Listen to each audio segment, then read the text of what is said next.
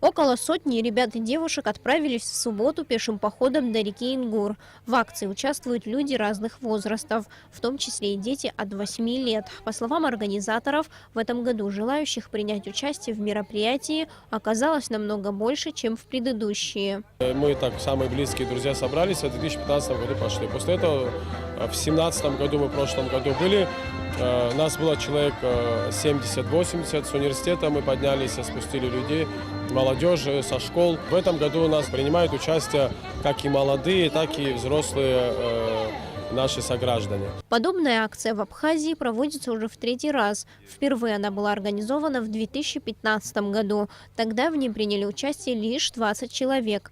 В этом году организаторы мероприятия заранее решили сообщить о проводимой акции и разместили объявления в социальных сетях.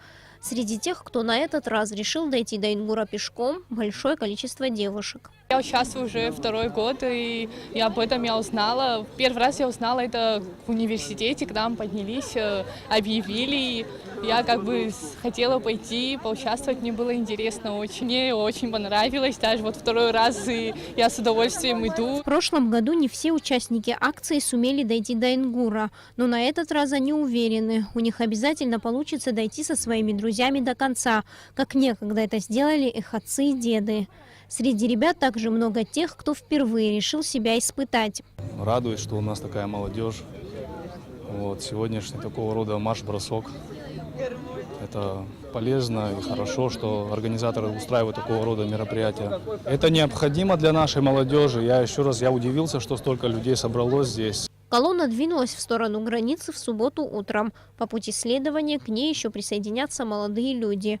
На протяжении всего маршрута колонну будут сопровождать сотрудники ГАИ, машина с провизией и медикаментами. Первая остановка запланирована в селе Тамыш, где у ребят будет возможность отдохнуть и набраться сил для продолжения пути. Сария Смыр, Сергей Демьянов, Абхазское телевидение.